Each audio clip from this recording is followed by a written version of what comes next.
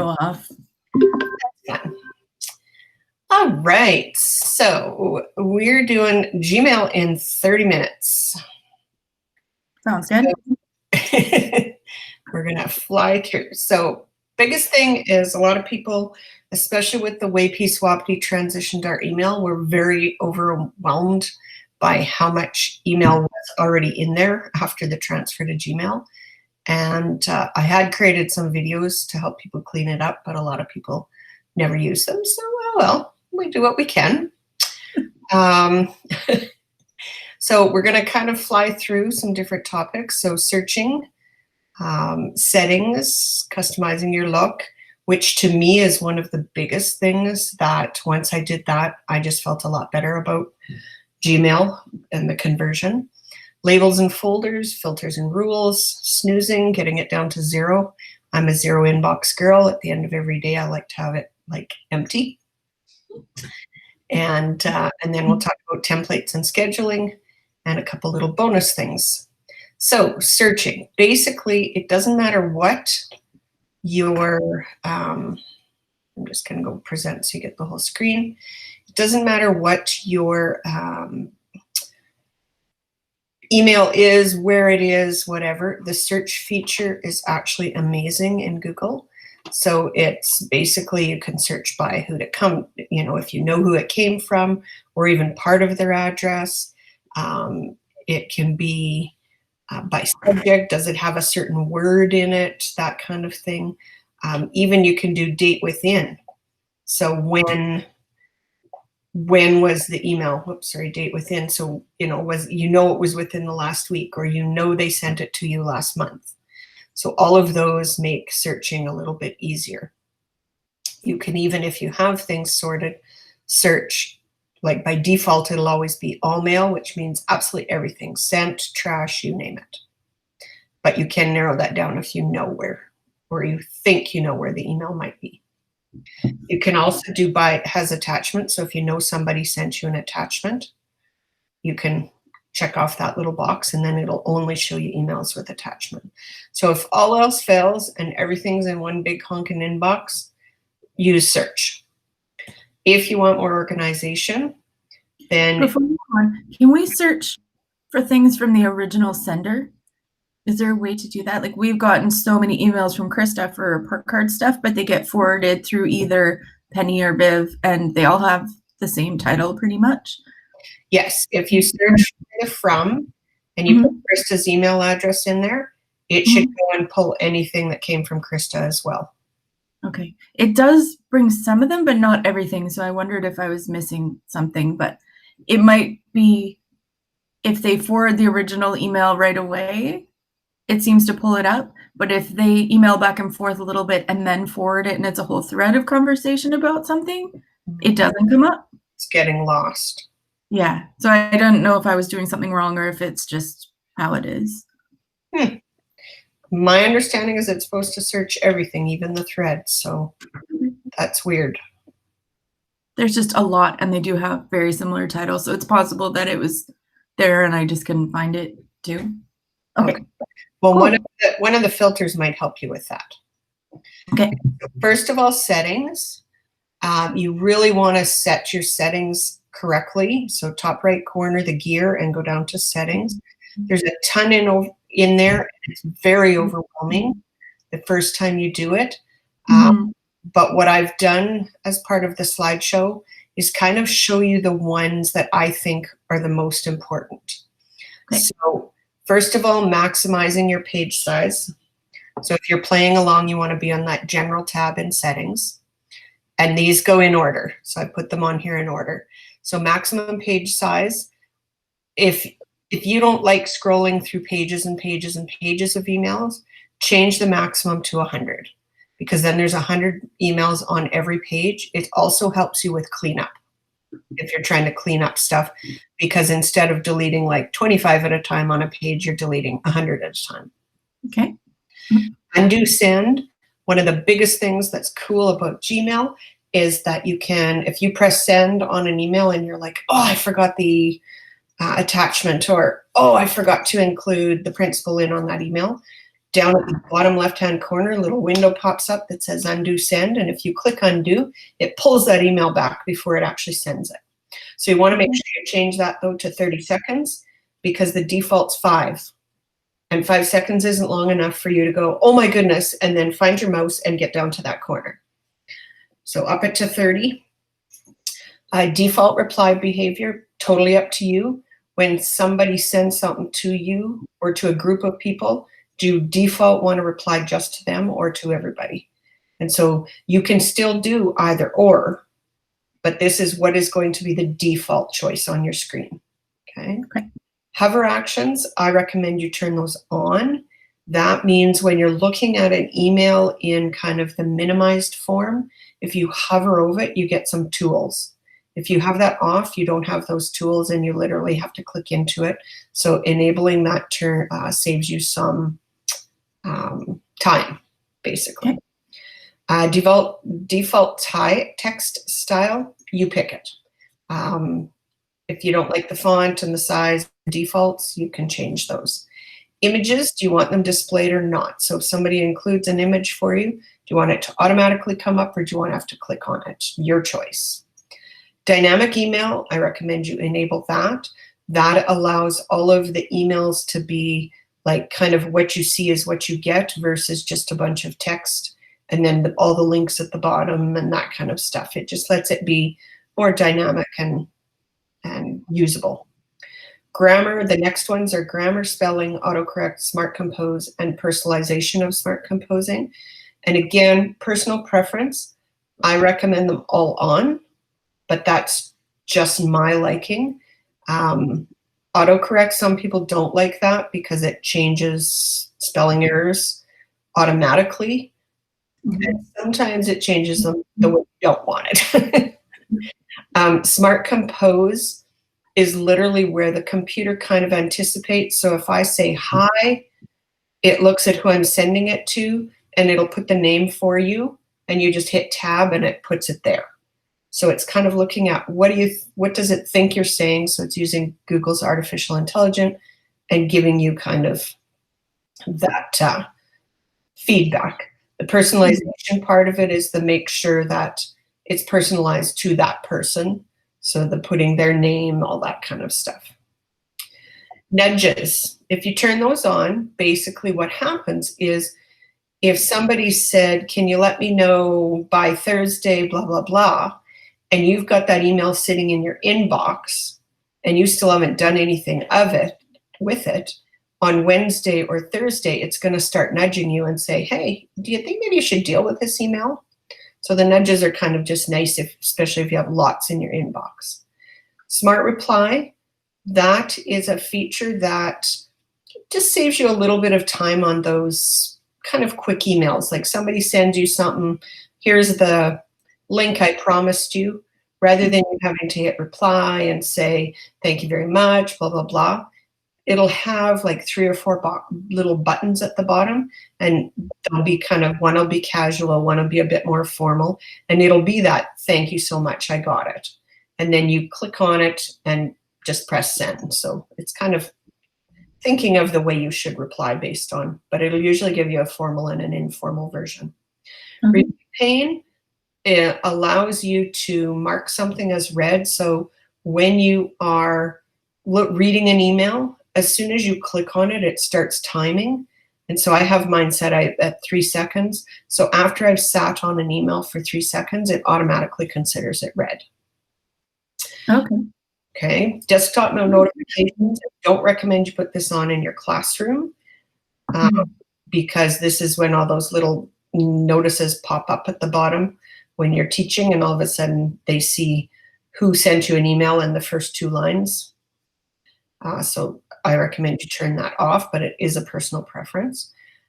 Create contacts. When you get an email from somebody and you reply, if you have create contacts turned on, it literally kind of adds them to your cached version. So the next time you try and email that person, it's already in your computer brain and you don't have to try and look them up. Your signature is towards the very, very bottom. You can set it up, and they've now just added a feature so you can have multiple signatures. So you could have one signature that's your default, because most of your emails maybe go to staff, but then you've got another signature that's meant for parents that's a little bit more formal and has all of your contact information. And you can flip back and forth with them when you're creating an email, but you set them up in here. How do you switch back and forth though? Because I've been trying to do that, and especially when I'm using it on my phone, it doesn't give me the option, or I can't find the option to switch to the other one. Yes, it doesn't work on the phone in the same way because the phone only pulls the default. Okay. Yeah.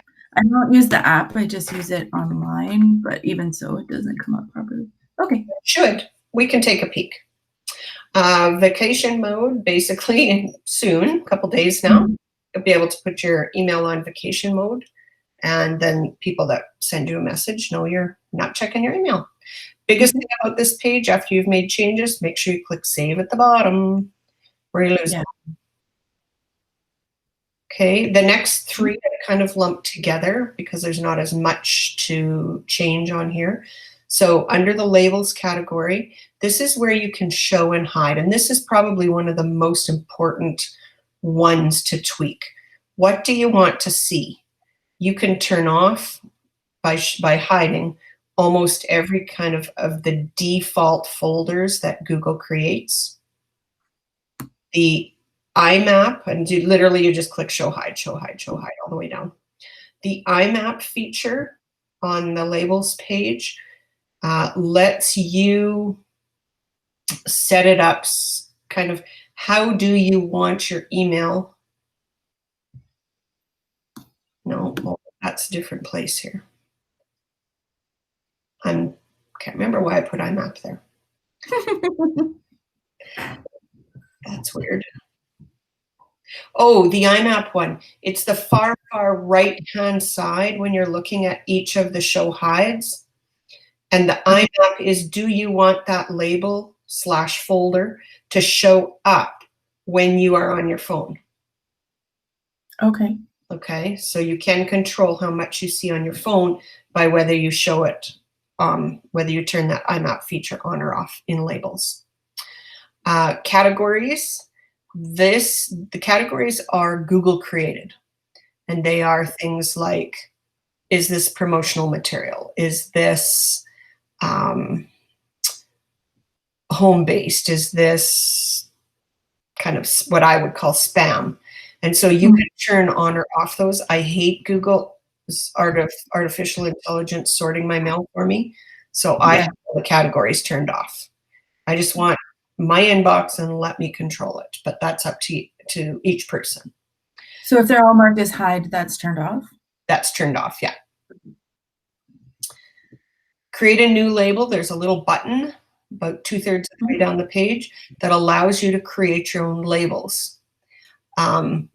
And labels are what we used to kind of call folders and ways of sorting your email. And I've got a couple examples here for you after of kind of what my labels look like. And so you can sort how you want. Note though that if you do delete a label, you're not actually taking the message out.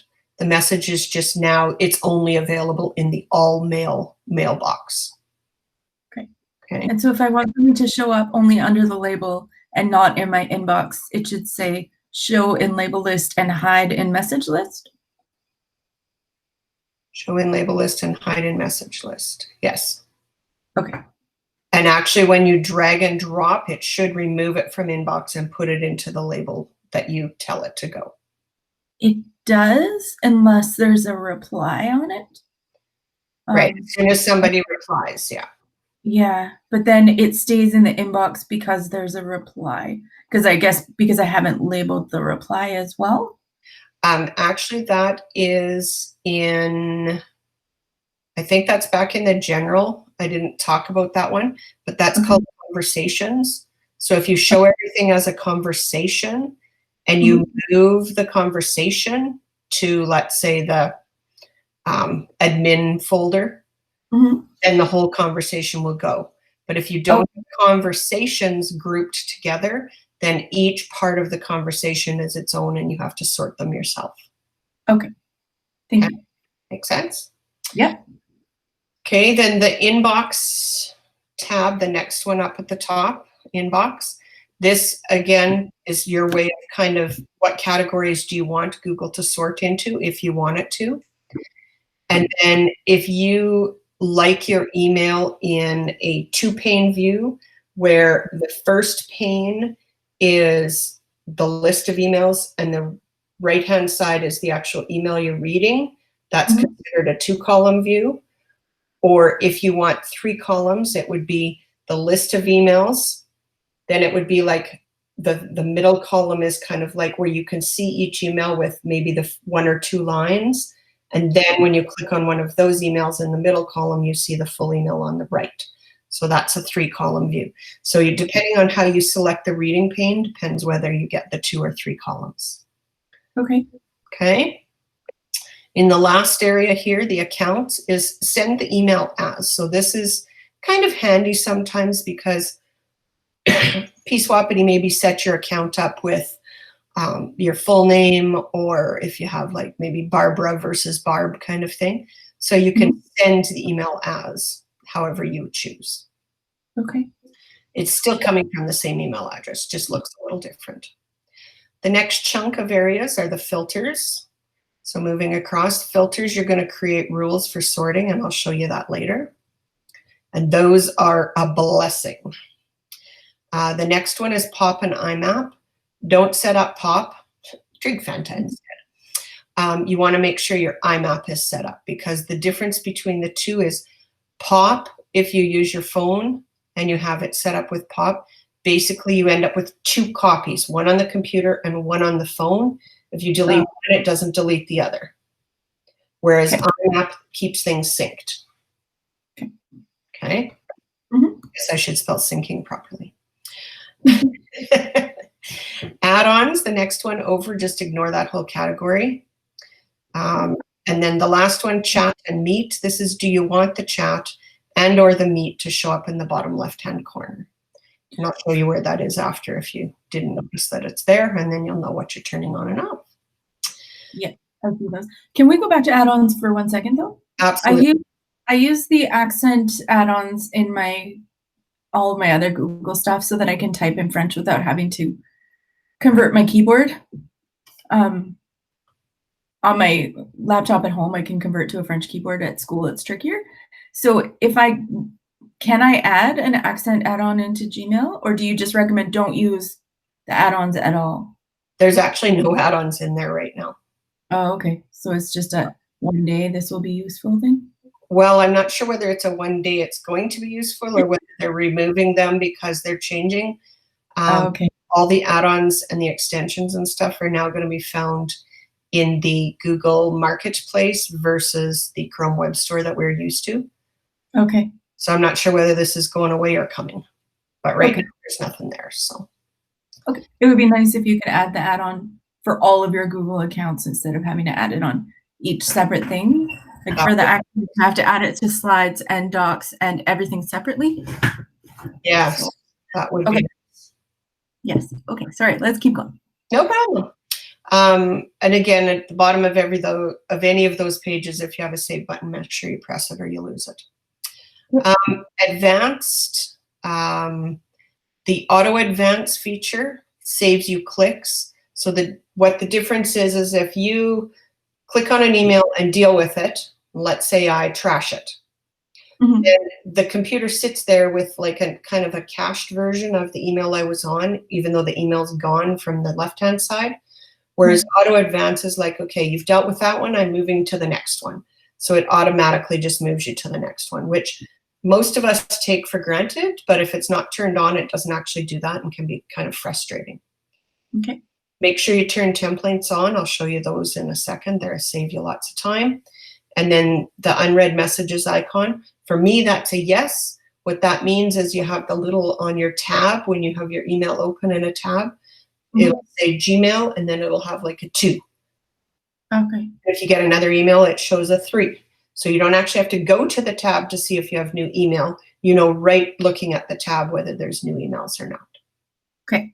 Okay, offline, Peacewappity has that, so you can't do offline email, so don't worry about that one. And themes, personal preference, change the theme if you want. These themes are okay. They're the only themes that are okay for under 13s because they don't require you to get the theme from the Chrome Web Store. Okay. The Mail themes are built right into Mail. Okay? Mm-hmm. All right, so let's talk a bit about labels and folders. So there's 3 kinds. There's the system labels that you can't get rid of. You can hide, but you can't delete them. And those are things like inbox, trash, spam, snoozed, sent. That's part of the package, no choice. Right. Here's the categories one. Those are the ones that Google again creates, but you can show and hide, and that's the, where they sort it using artificial intelligence. And then there's your custom labels where you do the creation of the label, you do the sorting, unless you create filters, and then the filters will sort for you. The custom ones that you create are automatically sorted alphabetically. You cannot move them around. So you have to kind of play with your naming if you don't like the order. Okay. So here's kind of a peek at, so this is my personal Gmail account and this is my work Gmail account. These are just some examples. So the top section here, inbox, snooze, sent, drafts, that's the Google default ones you can't change. And this list over here is just too long. It didn't all fit. Then we get into ones I've created, and you'll notice in my personal account, I have a blue theme. So I have a blue background, but I don't color code my folders. But I do have subfolders or sub-labels. So inside the Google label, I have sub-Google labels to break down all my Google stuff. Then inside personal, I have all of the things that are personal, but sorted so I can find them easier. So each one of these is a custom label I have created. Okay. Over on my work account, I sort by year, and then I make subfolders for the different topics that year. So I've already created my next year stuff because I've been working on next year. And then this, for example, Angela folder, this is a folder that I created that auto filters anything from Angela from PR automatically into here. So I can see that Angela has 3 things that she sent out that I haven't read yet. Okay. And so it shows bold because there's unread stuff inside of it and it shows the number. So this is a filter I've created. Anything that comes from Angela, fire it into that folder. Okay. Then when I have time, I go look at the Angela stuff versus her emails filling up my inbox. Okay. And if you look down at like G Suite tips, same thing. I've created a filter so it's auto firing them into there. And when I have time, then I can go look at them, but I don't have to deal with those 18 in my inbox. I deal with them when I have time. If you minimize that Google folder, would it bold Google so you'd know that things within the folder have new messages? Yes, it would. Okay. Okay. All right. So now that we've got some, or you know how to kind of create those folders. Now we want to talk about those rules. So when you're sorting your emails, you can literally manually drag and drop emails to a folder yourself. Okay. Yeah. Or you can let Google do it using the filters that you create. So here's how to create a filter. So if I wanted, let's say, anything that's coming from Google Classroom. So what I'm going to do is I'm going to click on one of those emails that Google Classroom sent me by putting the little checkbox. And then when I come down, once I've selected that email in the checkbox, then you'll have some little Timbits that are above all of your emails. There's kind of a bar of tools. Yeah. The 3 dots, the little Timbits, you're going to click on there and you're going to say filter messages like these. And then it's going to bring you to this screen. Okay. And what you want to do is where I've got the no reply plus A39, blah, blah, blah, you're going to take that out because I don't want it to have to be this exact address. I want anything that comes from @classroom.google.com. Okay. Okay. So I'm going to filter anything that's at classroom.google.com. So once you've got your filter and you've clicked filter message, then you get this nice big screen where you make some choices. And I've put the check marks in the choices that I use. You can personalize to yourself.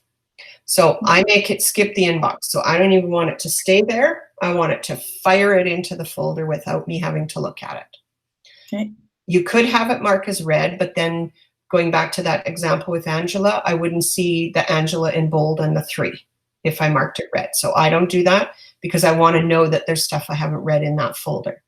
You could star it, but that would have to be pretty specific. Like maybe for you, I don't know, anything that came from a specific parent or anything that came from, right? You wouldn't want to do it to anything that came from the principal, because that would be, every email would be starred, right?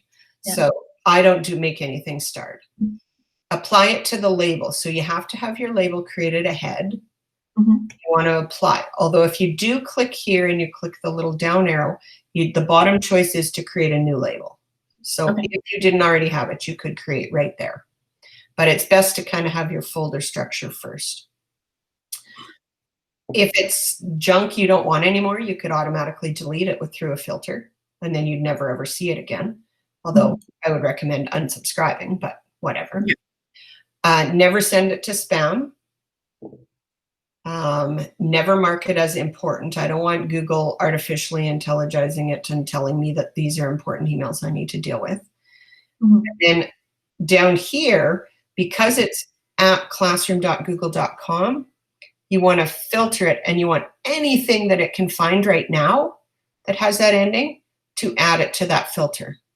And that way it saves you not, because what happens is you already have 400 emails in your inbox and you don't click that little checkbox at the bottom, then you're now going to have to go do each one of those 400. It'll do new ones properly, but it won't go back and look at the stuff that's in your inbox. Right. Okay. So match those up and then press create filter. And when you press the create filter, it does give you some kind of a message that says something about apply to others or something. But I find that one doesn't work. So I always make sure that I put the checkbox here first. Okay. But I do press it. I definitely want to use this for filtering the Google Classroom emails. But there's some of them that I don't care about seeing and some that I do. So if there's a comment from a student, I want to be able to see that come up.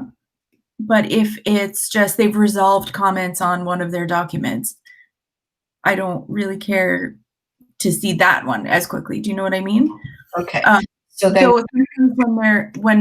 because I teach English, they send me their story or whatever it is. I put their comments in, and if they click resolve, I don't need to see it. If they comment or reply to the comment, I want to see it. And I haven't figured out how to filter those things separately. So I just get everything to come still in my inbox, which I don't want. Right. So back on this screen, when you picked one, so if you picked, let's say, one of the ones you don't want, so they resolved a comment. So you're going to find one of those in your inbox. You're going to put the little check mark beside it. You're going to click the Timbits. Okay. Go filter messages like these. Now, before you do filter messages like these,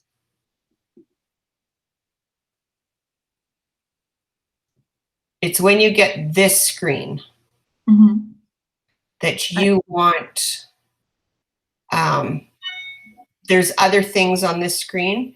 And so you can have, like, if it contains certain words. So if it contains resolved, then make a different rule. So anything at classroom.google.com that contains resolved, send it to the trash, delete it. Okay. Sometimes it contains resolved and replied. So can I make it a multi-step thing? Like if it contains resolved and not replied, then send it to the trash? Yes. So when you're on this screen where you actually saw where it came from, There's a whole bunch of choices. You can Okay. tweak them as much as you want. Okay. Okay? Yep. All right, so that's how to make filters, nice and simple. Snoozing, this is my best friend.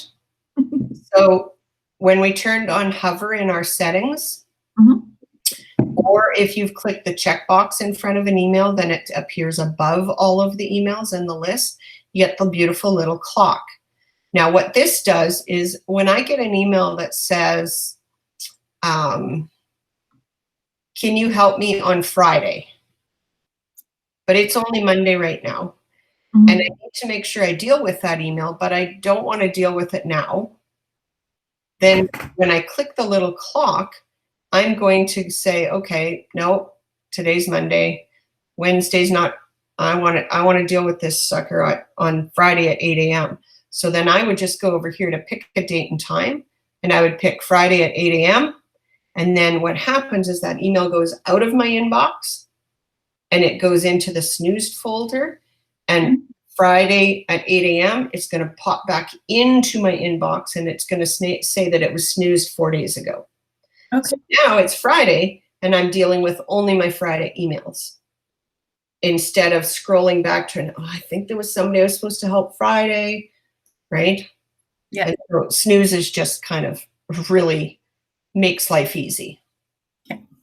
That's how you can do a zero inbox, because even if I have an email that's, I don't need to deal with this tomorrow because it's about something I'm doing tomorrow, I will snooze it till tomorrow at 8 a.m.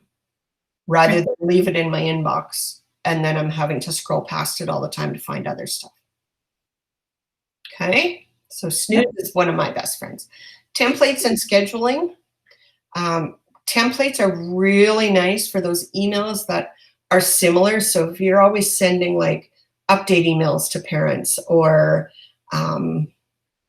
so-and-so's, got outstanding homework, or whatever it may be, if you have that email that you're sending over and over, that's what Google calls a template.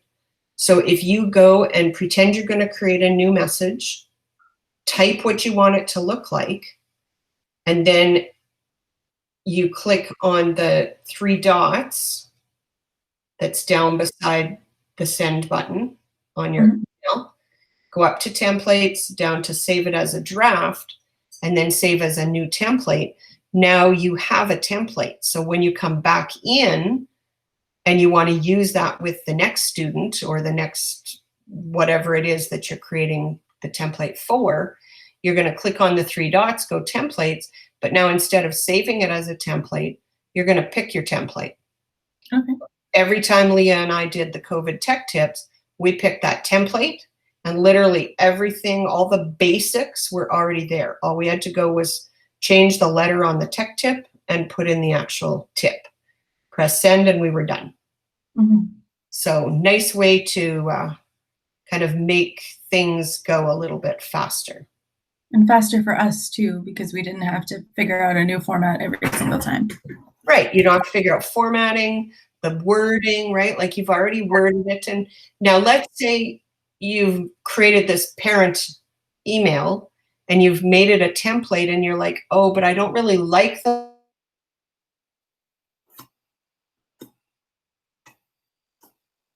Oh dear, you froze.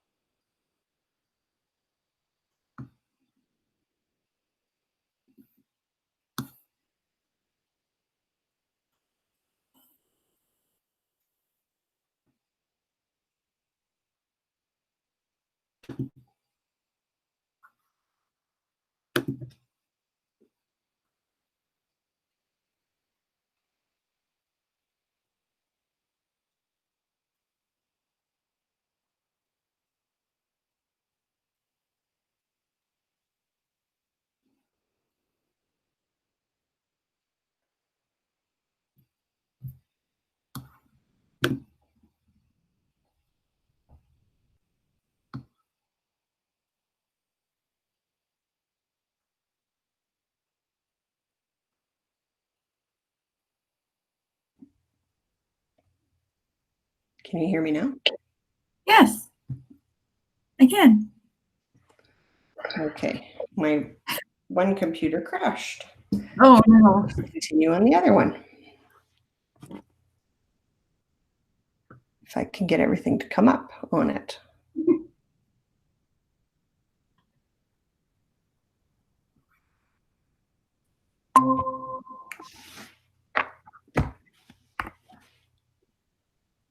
All right.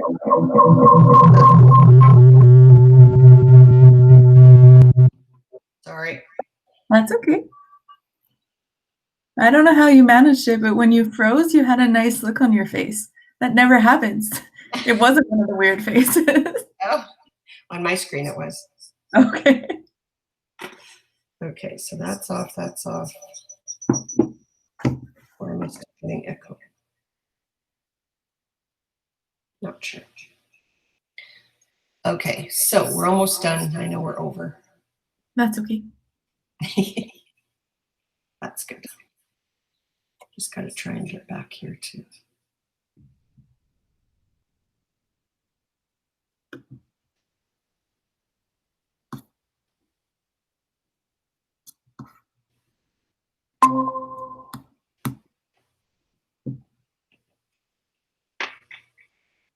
All right, let's see if I can get this.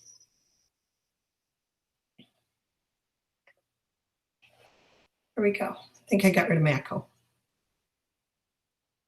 I think so. Okay. So last thing, schedule, or one of the last things, scheduling send.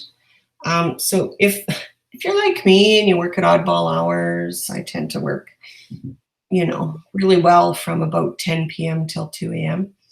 Then what you do is schedule a send of any emails you're creating, because hidden behind this secret little door beside the send button is to schedule a send.